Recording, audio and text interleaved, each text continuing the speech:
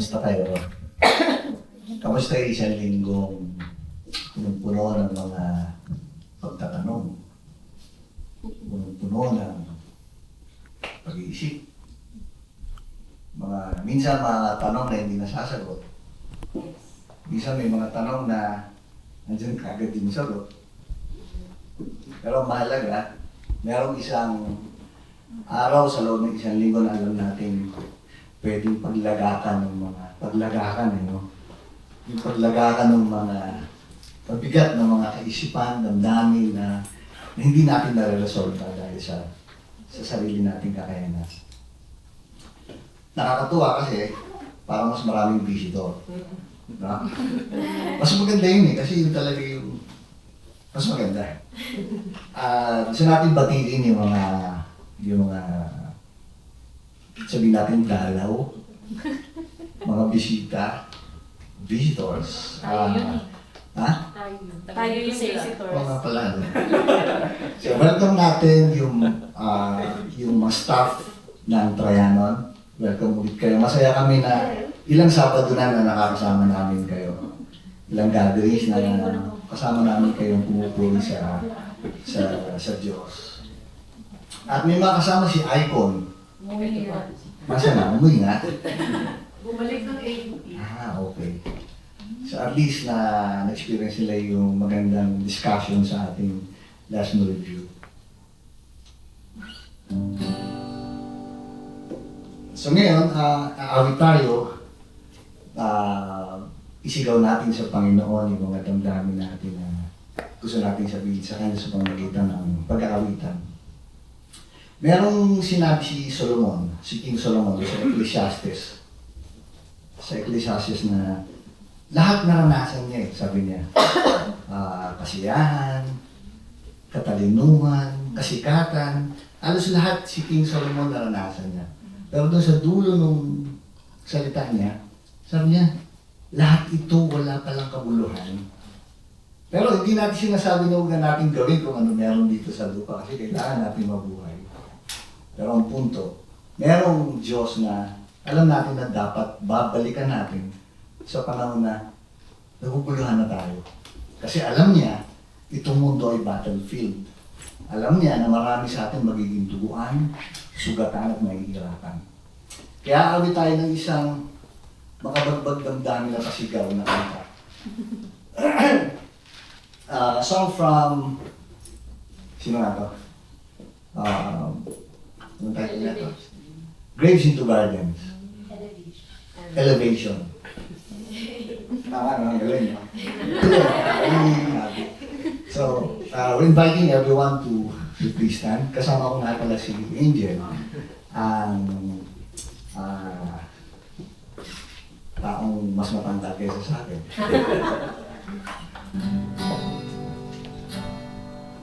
Alright. Madali na naman siyang sabayan.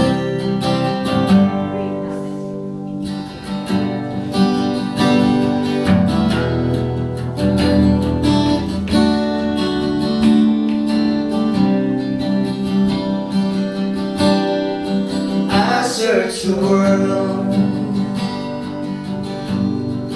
it couldn't fill me. Man's empty praise, treasures of fame, are never enough. When you came along and put me back together,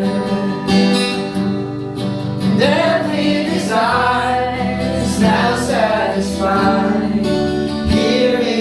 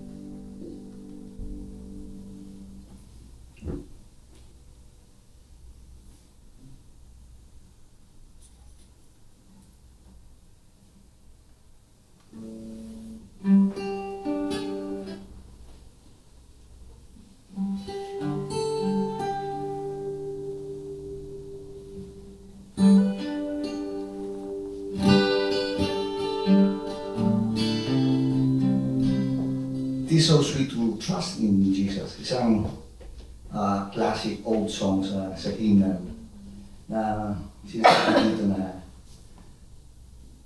wala nang tatamis pa kapag may relasyon ka kay Jesus. Kasi mahirap mabuhay nang hindi siya yung magiging pundasyon ng buhay natin. Kung ano man yung kinikilala natin Diyos, alam natin na meron siyang makapangyarihan na naglalang sa atin.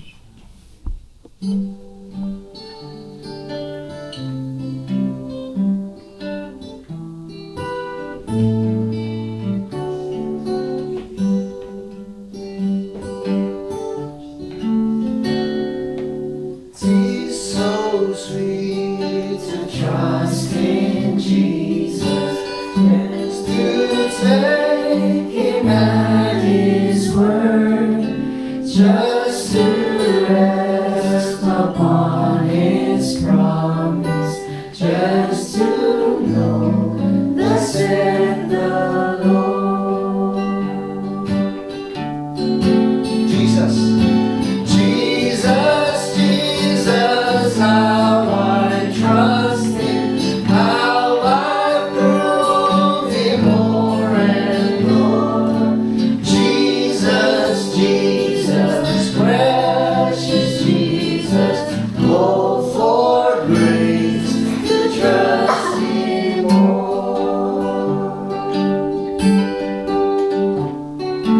I'm so glad I learned to trust Him.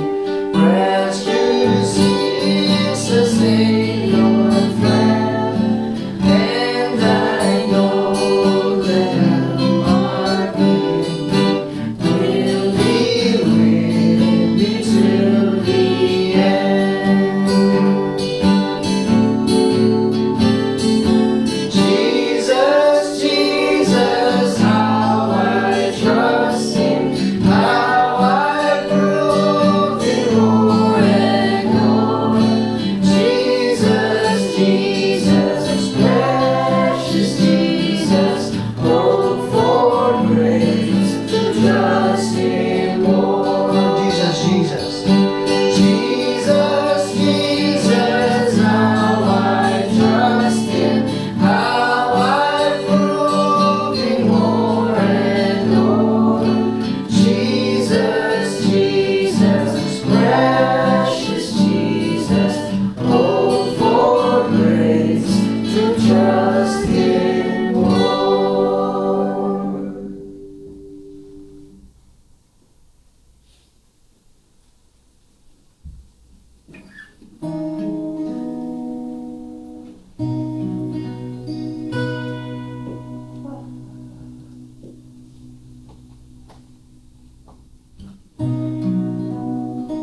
Here's a song, Cornerstone.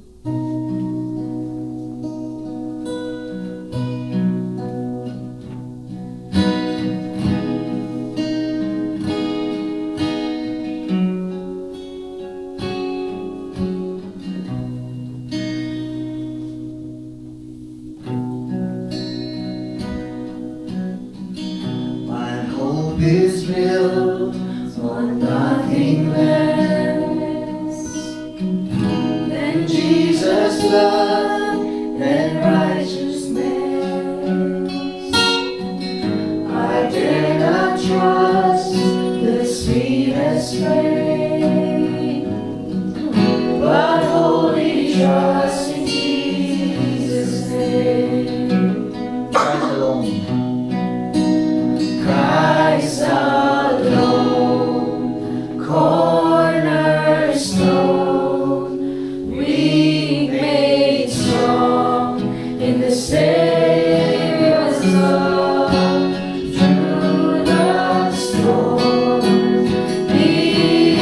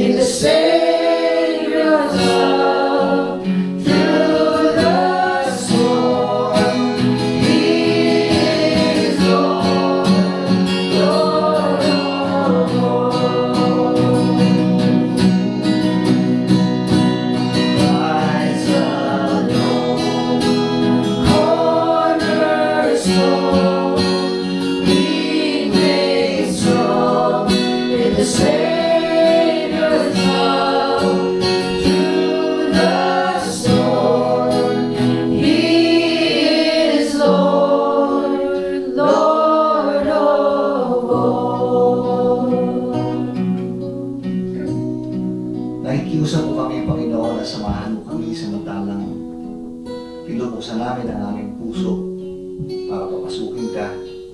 Makita po namin yung kagandahan mo. Dahil alam po namin na ikaw yung laging Panginoon ng aming buhay. Maraming salamat po sa laging pakikisama mo sa amin. At aasa kami kahit ka nandyan. Ito po ang aming pasasalamat at pagpupuri sa iyo at pakikiusap sa pangalan ni Jesus.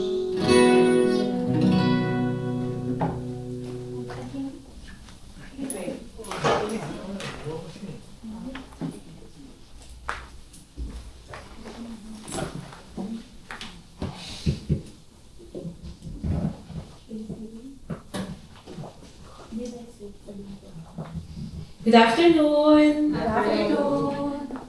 Medyo intimate tayo ngayon. Medyo parang ang mood dito ngayon sa room ay solemn. Medyo solemn. Bakit solemn? Siyempre, dapat naman na solemn. Pero siguro, nararamdaman na natin yung pagod dahil sa isang linggong nagdaan, yung mga nagtatrabaho, na nararamdaman yung, ay salamat, Sabado na, makakapagpahinga na. Although sa Trianon, makakapagpahinga nga ba mga tao? Pero hindi, pahinga din kasi for an hour or so ay makakasama niyo kami dito sa room and to, ang tawag doon, siguro to focus or to devote our time para marinig ang mensahe ng Panginoon sa atin sorry, sa araw na to. And wala po si Sam ngayon, kaya nagrigodon po kagabi sa GC kung sino ang magwe-welcome. Una, si Abby. And tapos, nabanggit din si Miguel na magta-Thanksgiving. Tapos si Ate Fidel, nabanggit na magwe-welcome. Pero in the end, ako po yung nandito. Kaya, for those who hindi pa nakakakilala sa akin, ako po si Grace. Tita Grace or Ate Grace, kung ano po gusto nyo itawag sa akin, okay lang sa akin yun. And we welcome you to PGM. Sayang wala yung nakauwi na, nakaalis na yung friends ni Icon. Pero yung kasama ni Frank, hello, welcome to PGM. This, as a PGM kasi we always say na this is where your story and God's story meet. Kasi we try and ang goal talaga namin is we intersect yung story mo, story nating lahat, with God's story. And by intersecting our stories with God's, this is, masasabi natin, this is a safe space kasi yung kwento mo will remain in the four walls of this room. So, walang, you can cry your ugliest cry, itawa mo yung pinakamalakas mong tawa, and all of those ay very welcome na makita namin kasi story mo yun story nating lahat yun. Kaya, at lahat yun ay gustong marinig at makita ng Panginoon sa araw na to. And para sa mga bago natin, meron po kaming YouTube page. Di ba? Kami, influencer stage kami ngayon. So yung mga lahat ng mga talks natin ay you can, kung na-miss out niyo yun, you can go to our YouTube page, that's Project Grow Makati. Lahat po yan ay mapapanood nyo doon. At ang lahat yan ay care of Avi or Midel. Kaya sila yung ating mga tech team. Tech team / creatives. Ayan. Wow. Maraming maraming mga dual purpose roles sa amin dito kasi kami lang naman talaga yung mga nandiyan. And kung naka-attend kayo kanina sa aming Grow Academy, that's always 10 a.m.-ish, 10:30-ish. Pero basta pumunta kayo dito, magkakaroon po kami ng Grow Academy. Basta nandito si Kuya Manny, tsaka si Ate V. Meron po kami Grow Academy lagi. And this is where we delve deeper sa mga stories that we can learn in the Bible. Mapag-uusapan natin yan dyan. Also, if you are not part of any of our Grow groups, please approach any of us para ma-connect namin kayo. Meron po every Fridays at 8 p.m. Ano yan, parang review of the Grow Academy. So, kung hindi kayo makaka-attend ng Grow Academy, there's a session every Friday at 8 p.m. Kung gusto niyo pong makasama doon, approach us kasi may Zoom link na pino-provide para maibigay din namin sa inyo yung link. Yung Becoming Mrs. Better Half, hindi ko alam kung meron session sila Sam ngayon, pero si Sam po yung nag-head ng Grow group na yan. And for your tithes and offerings, ito po, screenshot nyo na lang if you feel so blessed and you wanna share your blessings and offer it to God. Ito po yung aming bank account. At kung gusto niyo po ng receipt, just message us or approach us para mabigyan po kayo ni Lori ng receipt. So, we now go to our talk, pero magta-Thanksgiving muna si Abby. Pero bago doon, we have a new series. Ang tawag dito ay Patterns of this World. Tinanong ko si Frank, ano ba yan? Parang ang lalim-lalim na naman ng ating talk, ng ating series. Pero sabi niya, ito yung mga mindset natin or yung mga nakagawian natin and we will try to intersect it kung ano ba yung gusto ng Panginoon na kung paano natin siya, pagtatagniin sa mga nakagawian nating patterns of this world. And for today, ang topic ni Frank ay tungkol sa self-dependence. So, tignan natin kung paano i-explain sa atin yan ni Teacher Frank. Kung paano i-explain sa atin yan ni Teacher Frank. And I know we will be blessed sa kanyang talk. Always naman. Pero before that, we will hear a Thanksgiving from Abby. Long overdue na ba tong Thanksgiving? So, let's hear it from Abby. Hello! Hi everyone! Happy Sabbath po. Please bear with me. Magpi-feeling grow talk ako kasi may pa-slides ako. Pa-main character. Pero, ang dami kasing kailangan i-summarize. Tapos, feeling ko mapabore kayo pag nagsasalita lang ako. So, magpapaslides ako. So, I will try my best not to go into so much detail. But, at the same time, I believe na si God, He works in the everyday. So, meron ding merit sa pag-overshare. Kasi doon natin nakikita kung paano nag-work si God. So, if my clicker can help me, please. Next slide. Next slide again. Okay. So, context muna. Back in 2021, ito yung earliest thing na na-record ko na-realize ko na hindi pala ako yung type na mahilig magkaroon ng dreams. In a sense na hindi ako ganun ka-ambitious. Parang first time ko na-realize na, shucks, hindi pala ako planner, hindi pala ako dreamer. And na-realize ko to nung nag-post ako sa account ko dati na during college applications sa Lasal, nung time na to kasi pandemic, so ang application process namin essays lang, grade submissions lang, walang exam. And yung prompt nun is, ano ba yung dream mo? Ano ba yung plans mo in life? Where do you see yourself in 5 or 10 years? Na-realize ko na wala pala akong plano sa life. Na-realize ko na very confused ako with what I wanted to do. And around this time, very difficult siya for me kasi I come from a very ambitious family, overachieving family. So for me not to have any plans, parang wow, bakit wala kang plano sa buhay? But then, nung time na to, I was watching a preaching, and then sabi ng preacher is, God develops dreams in the dark room. So, habang hindi natin nakikita, kahit hindi natin maramdaman, merong ginagawa si God sa life natin. And I held on to that 5 years ago, back in 2021, na you know what? Kahit hindi ko alam kung ano yung nangyayari, God will develop dreams. Nasa dark room lang ako right now. So next slide, please. So basically, I got into college, nag-graduate ako sa Ateneo with a degree in Comtech, Communications Technology Management. So, fancy term lang siya for marketing. So, nag-fast forward tayo, huwag na natin pag-usapan yung college kasi baka bukas na tayong tapos, di ba? Nobody wants to hear my trauma doon. So, next slide please. Okay, so life post-grad. So, nakagraduate na ako, masaya na ako. Pero nung time na to, wala pa rin akong dream.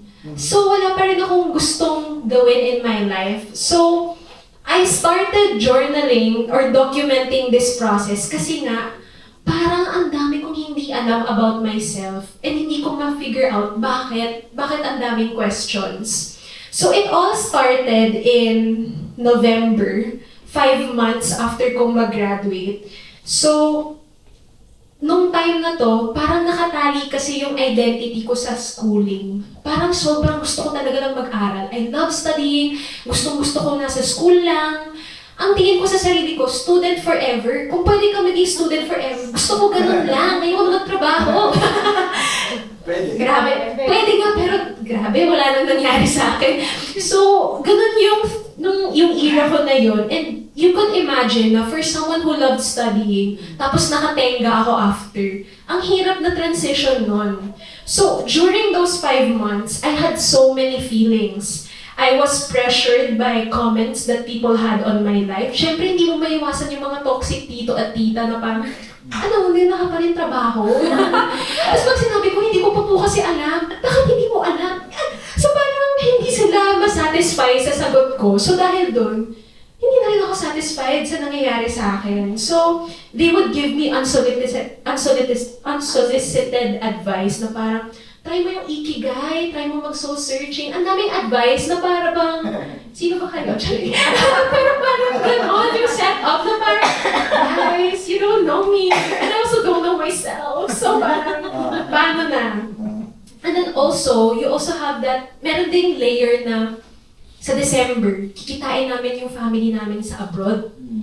So, yung family namin doon, lahat din sila mga overachiever. So parang, isa yun sa mga nag-trigger ng aking mental breakdown na parang shocks. Anong sasabihin ko sa mga family reunion? Parang 10 times akong tatanungin ng mga tao, so ano nang gagawin mo? Nag-graduate ka, ganyan. And nobody was really satisfied with the answer na I don't know. So parang, even if at the back of my head, I was fine with the idea that I still haven't figured it out. The people around me were pressuring me na, no, you have to figure it out. You have to have a career. Gets ko naman na parang there are bills to pay, parang I cannot just not know. But then again, iba yung timeline ni God. And then at the same time, so ito basically, yung nasa slide, I forgot to talk about it. These were my actual entries sa journal ko. So makikita niyo yung timeline dito kung kailan ko siya sinulat, ano yung mga nafe-feel ko. So, may jealousy rin akong nafe-feel. Why? Kasi marami akong kabatch na didn't know what they wanted to do.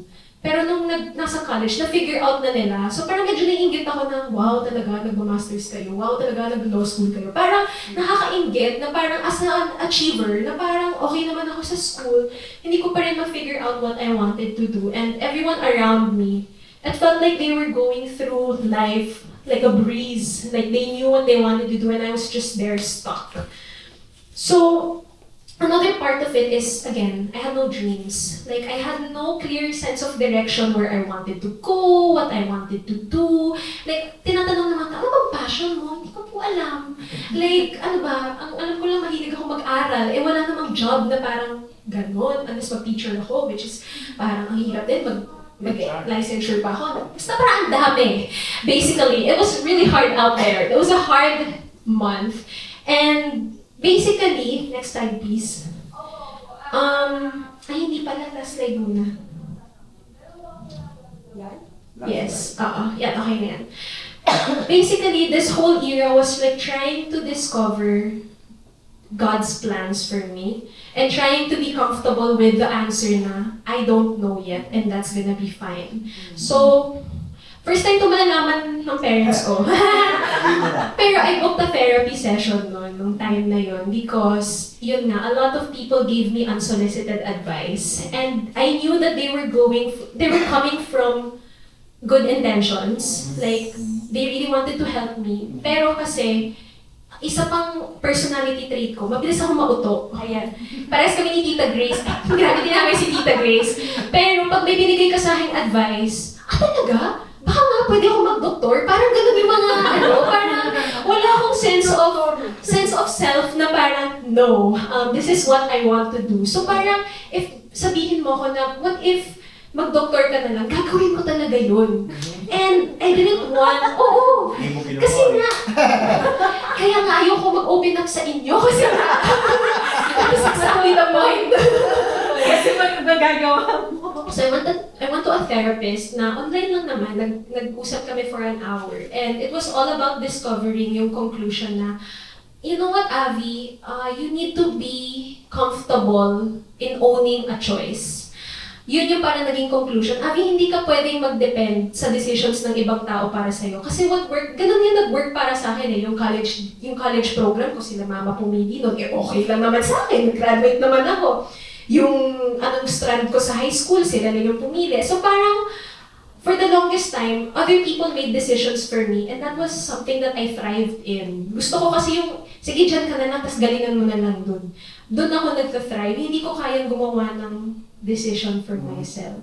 So yun yung naging project namin ng therapist ko. Tapos hindi na kami nagkita ulit. Sabi ko, mahal, huwag na. So isang beses ko lang siyang kinita and wala ka pang pera.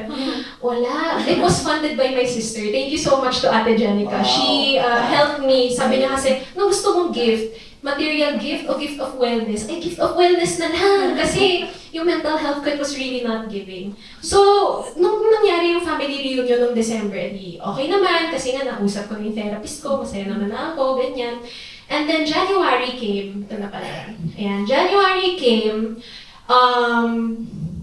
doon ko lang na-realize na okay, parang kailangan mo na talaga awing mag-try kahit wala ka pang alam. Kasi ang vision ko noon, siguro, habang nag-aantay ako, bigla may parang blinding light na parang, Avi, ito yung purpose mo. Parang Paul moment na masisilaw ka, sasabihin niya kung ano yung gagawin mo sa buhay. Nag-aantay ako ng ganun, kaso wala. Parang hindi ako, hindi pa ako ganun ka-important. Joke lang. Pero parang walang nangyaring ganun. So, na-realize ko, okay, parang kailangan ko na talaga mag-start mag-job hunting. So, eto, babasahin ko na lang yung entry ko. It has been 8 months since I finished school. I may have been doing some volunteer work. So, guys, di naman ako fully nakatenga. Hindi naman walang kwenta yung ginagawa ko. Nag-intern ako, nag-design gigs ako here and there. But I wanted a different type of growth. As I write this entry, I am reminded of Ecclesiastes 3.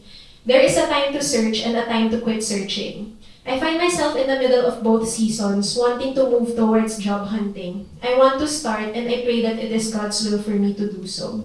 So yan yung turning point ko na parang, you know what, hindi na tayo dapat ganito lang yung life natin. Kailangan na natin mag-move sa next chapter. Sa next slide, please. So, ano yung initial plan ko? Kasi, di ba, parang imposible naman na wala lang. So, back then, ang inisip ko, what if mag-freelance na lang ako? So, parang gusto ko na maggawa ng mga art stuff, tapos ibebenta ko, tapos kikita na ako doon. Basically, gusto ko sa bahay lang. Ayaw ko na malabas-labas. So, pero syempre, nung iniisip ko yun, ang dami ko pa rin doubts. So, sabi ko dito, to be honest, there are instances where I question God's work in my life, and even His hand. I ask if God has plans for me, doubting the verses that says so. But I am glad that these questions have never made him feel silent. Never made him silent. So kahit feeling ko pinagdududahan ko si God, hindi naman siya ever naging silent. Parang consistently ina-assure niya pa rin ako. He has relentlessly pursued me and continued to work even though I choose not to see it. But today I'm thankful na nakikita ko yun. He has already begun. He is doing something new in me. So, next slide, please. So, so you may ask me why freelancing. And the main reason is, I wanted more time with my family. So naisip ko kasi if mag 9 to 5 ako, hindi ko na makakasama sila mommy. Or pag umuwi yung mga kapatid ko, hindi ko sila makakasama. So, gusto ko ng freelance para may time ako with family. So, case in point, nung January 22, nakagat si mama ng daga. Okay. Tapos lahat ng tao busy. Ako, as an unemployed girl, hindi ako busy noon. So, nasamahan ko si mama sa Animal Bite Center. Pero yung takeaway ko, sabi ko, I'm so glad that I was available to be with my mom. So, Ikaw thank you, God. nag-drive? Ha? Ikaw nag-drive? Hindi, si Kuya Andy. Pero sinamahan ko siya. That's the bright side. Sinamahan ko siya.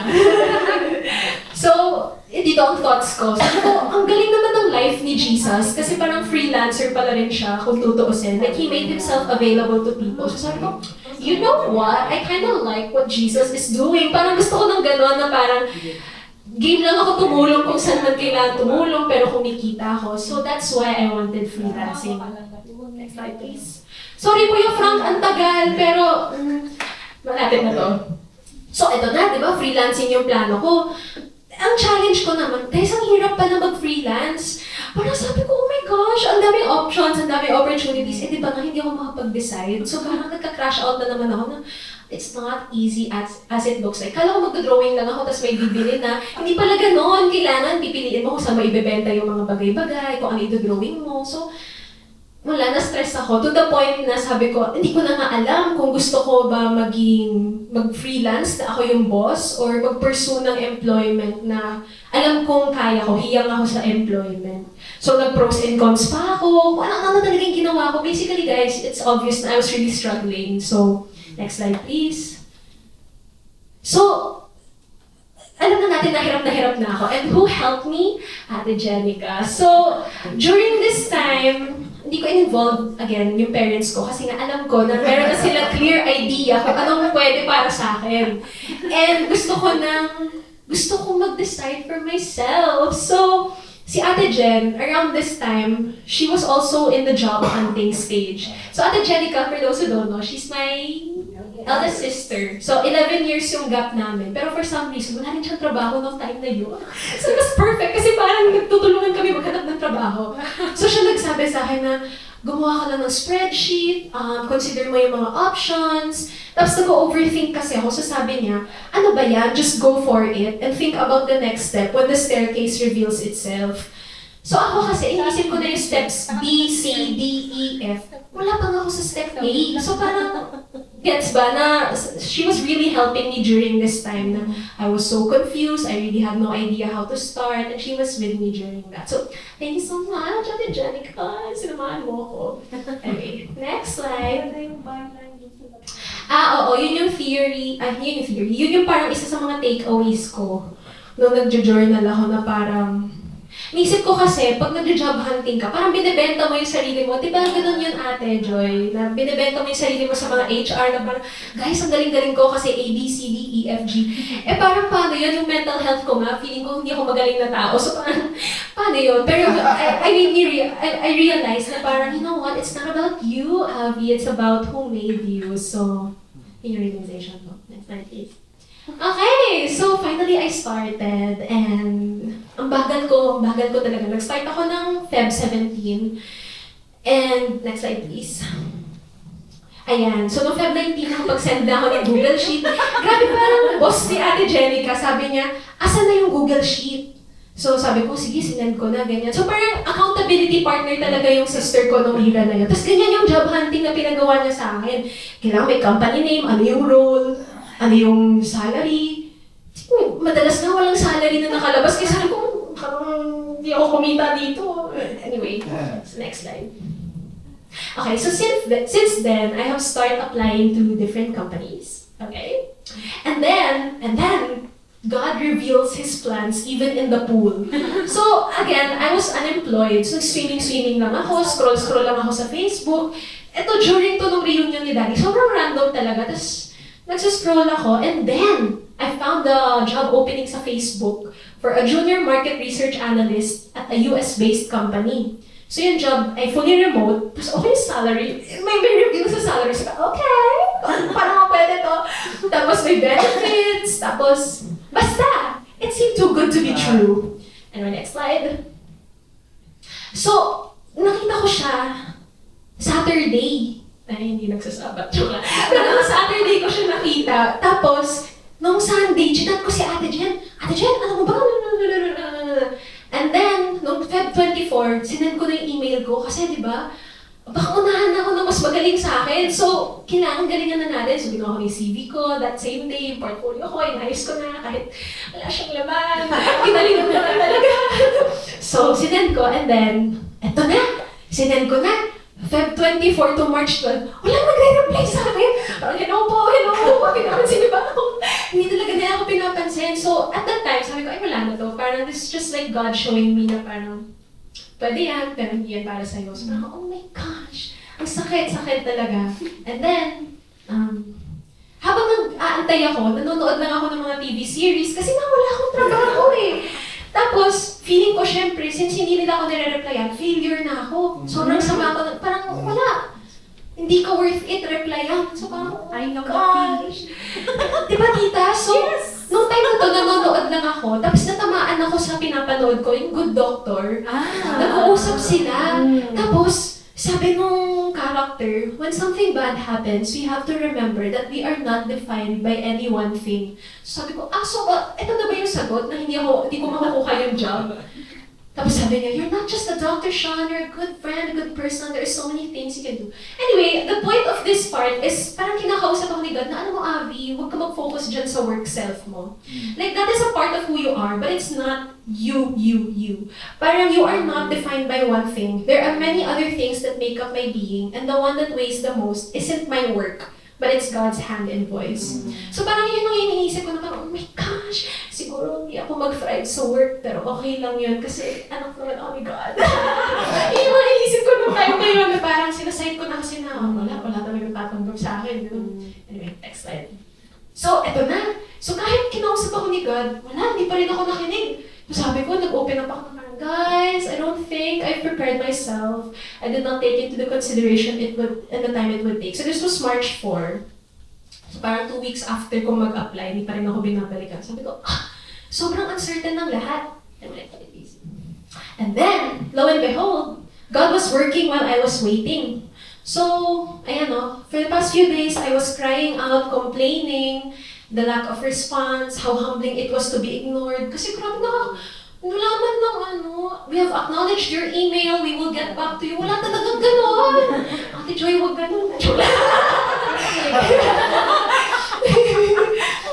So, sobrang humbling talaga na parang, shucks, nag-graduate naman ako, may honors naman ako, bakit parang di nila ako pinapansin? Talagang damang-dama ko yung rejection. So, overqualified. thank you na yun na lang yung Tingnan mo ako overqualified ka. hindi na makina yung ulo ko, wala nang tumanggap sa akin. Anyway, so yun, God was working behind the scenes. Next slide, please. So ayan, ito na, sumagot na sila finally. So ito, March 18, March 26, March 31, April 9, I have been interviewed by different people from that same company. So isang position lang to, ito yung in-open ko na junior market research. 5 interview? Parang, sino ba ako guys? Parang it's not even a big role, pero parang a lot of people wanted to talk to me, I guess. Pero every time nag-i-interview ako, hindi ko alam kung gusto ba nila ako or hindi. Parang, ang nakikita ko lang, natatawa sila sa akin. So like, ano ba? Am I just funny or will I actually get the role? Kasi nakakayang tanongin na parang, so gusto nyo ba ako? Or parang nakakatawa lang ako kaya nagda-next interview. As in, natatawa sila sa akin yung mga foreigner. Ha! You're so hilarious. Guys, hindi mo nagbibiro dito. Gusto ko ng trabaho. Pwede ba clear indications? Anyway, next slide please. So ayan, after each interview, nag-video ako, nag-vlog ako. Ako lang yung nakakita nito. Pero nag-vlog ako ng parang initial reactions ko, feeling ko gusto ba nila ako or hindi. So, ang dami. Guys, nag-makeup pa ako kahit nagpapabango pa nga ako kahit hindi pag-boost lang sa confidence. So, ayan, may mga video reaction ako pero baka bukas na tayo matapos. Kaya, next slide. So, ayan, April 9 yung last interview ko. As na April 10, nag-job offer na ako. Ito totoo to. Ito talaga yung itsura ko. Umiyak talaga ako. Nag-order lang kami sa restaurant. Tapos merong email. Kinlik ko lang kasi wala lang. Inisip ko na parang, baka may isa pang interview. Tinanggap na ako. So, guys, talagang umiyak ako sa restaurant kahit yung mga, ang dami ng chismoso, yung nararamdaman ko na parang napakinggan nila ako, ba't ako umiiyak? Pero, kala siguro, kasama ko boyfriend ko nung kala siguro na nagbe-break na kami, pero hindi na alam, natanggap ako sa job. Ayan. So, ano bang takeaway ko dito? So, sabi ko dito, in attempt to understand today's multiple events, I am left with one through line. Values dictate everything. I think about my conversation with my sisters, how valuing family and time with God meant saying goodbye to many opportunities. Dati kasi ganun yung iniisip ko, na parang may trade-offs, na pag pinili ko yung family, tas nag-freelance ako, sakto lang yung kita ko. Pero pag parang ganun, parang you always have to sacrifice one thing. Pero this whole experience taught me na hindi, if nag-align talaga kayo ni God, pinag-usapan niyo talaga kung ano yung nakakabuti para sa'yo and align sa will niya, He will make everything work. Na lahat ng gusto mo, time with family, time for yourself, time to continue His work. Kasi nga at that time, tumutulong ako dun sa social media ng church natin, ng PGM. So parang gusto kong magawa yun lahat while still earning money. So, sinagot yun ni God. So parang, wow, amazing talaga. Next slide, please. So, ito yung company na wino-work for ko. So, tinanggap ko, basically, yun na yung job ko ngayon. Junior Market Research Analyst ako for US-based company. Tapos lahat ng client, marketing agency siya, pero lahat ng clients nila medtech.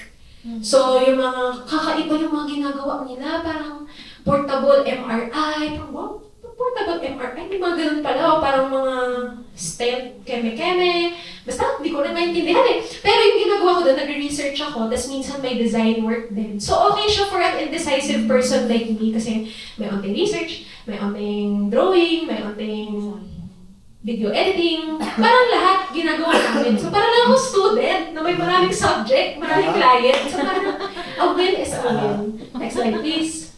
So ayan, natutuloy ko pa rin yung ginagawa sa PGM, kaya tuwan-tuwa ako kasi minsan during work hours, parang, sige tayo ng mga PGM moments dito, pero nakakatuwa talaga na God, He has made everything beautiful really in His time. Next slide please. Grade guard na. Ha? Grade ka? US? So, yung schedule ko, 8 a.m. to 12 p.m. 4 hours. Tapos may 4 hours ulit ng 8 p.m. to 12 a.m. So, yung 8-hour break ko, ayan, sige, gala si ate, magtatrabaho ng onte. Parang kung ano yung ginagawa ko during the break.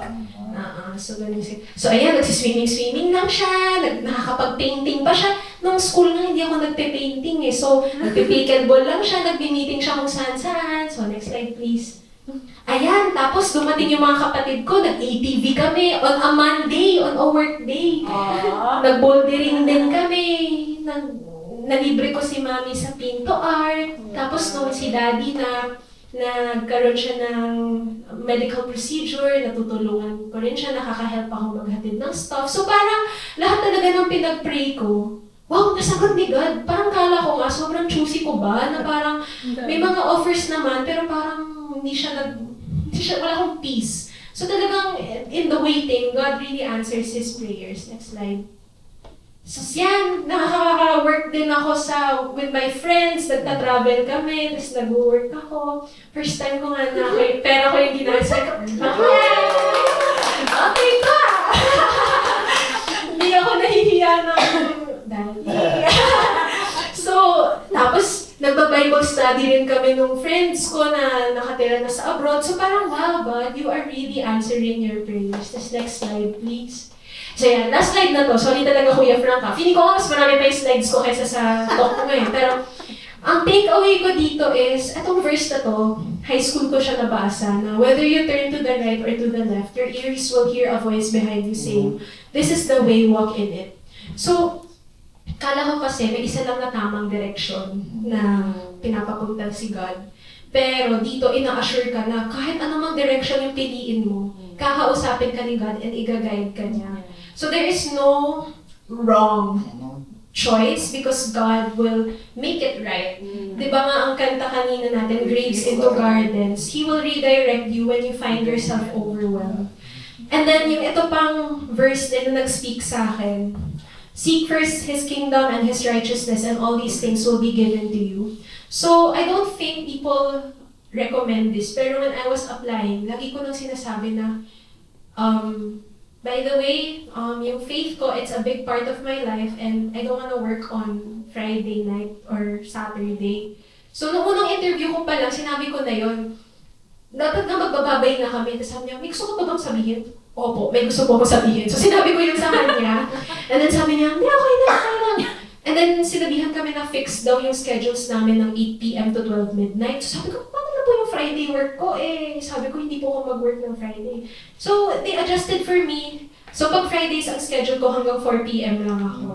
So, praise God kasi wow, talagang parang if you really make Him at the center, He will make things work. So, walang trade-offs pag kay si God yung pinili mo. So, yun yung Thanksgiving ko. Sorry, ang haba. 8 months pa naman kasi na nakalagay. Grabe, no? So, yun na. Thank you everyone. Happy Sabbath.